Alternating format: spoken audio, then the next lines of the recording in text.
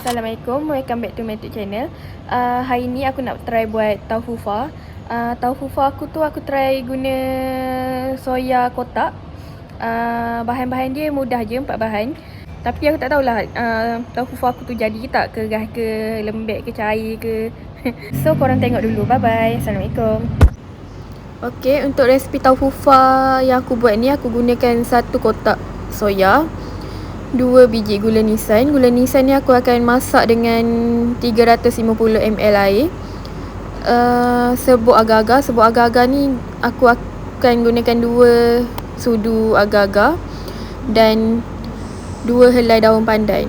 Okey, 4 bahan ni yang aku gunakan dalam resipi tahu fufa kali ni.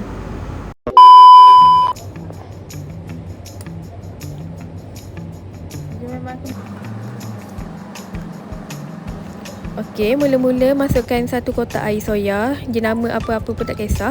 Untuk 1 kotak air soya, kita perlukan lebih kurang 1/4 serbuk agar-agar. Jangan banyak sangat sebab nak bagi tekstur tahu fufa kita lembut. Kalau banyak atau terlebih nanti jadi keras. Masukkan serbuk agar-agar.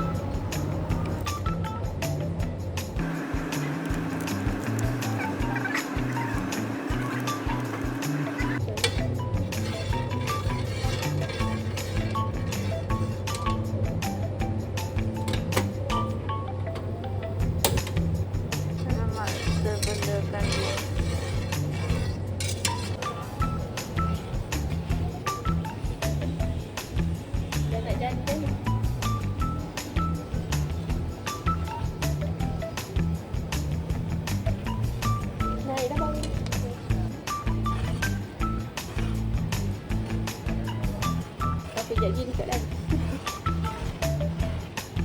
Api.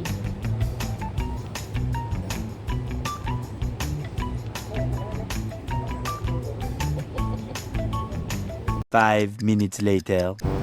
Okey, yang ni untuk yang tak rajin macam aku akan gunakan kotak yang sama je untuk masukkan tahu fufa ni kat dalam ni, sebab aku malas dah nak basuh mangkuk banyak-banyak. So aku akan koyakkan kotak soya ni macam ni, dan kita letak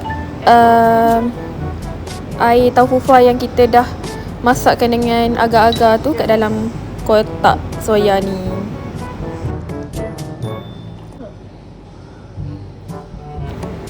Okey, untuk bagi pemakaan tahu fufa kita cantik, kita buang sikit buih yang ada kat dalam ni supaya kita punya permukaan tahu fufa cantik. Sementara tunggu tahu fufa kita sejuk, masukkan 2 biji gula nisan, 2 helai daun pandan dan 350 ml air. Tujuan kita masukkan daun pandan adalah untuk menambah aroma wangi dan boleh seimbangkan rasa manis air gula nisan kita.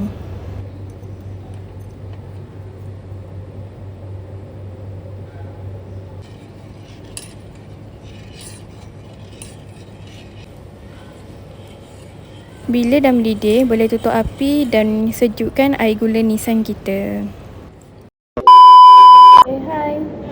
Ni kita punya tahu fufa yang kita buat tadi. Yang ni dia dah keras. Sekejap. Oh, aku takut jatuh. Ni dia dah keras. Lepas tu kita isi kat dalam ni. Leceh guna bekas ni. Okay, sekejap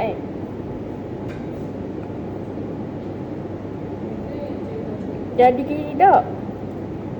Ni buruknya. Dekat ni pantry ada. Apa dia? Jap. Oh, dia punya apa keras namanya? Tahu fufa ni dia keras sikit. Selalu kan tahu fufa kan lembut, tapi yang ni keras sebab terlebih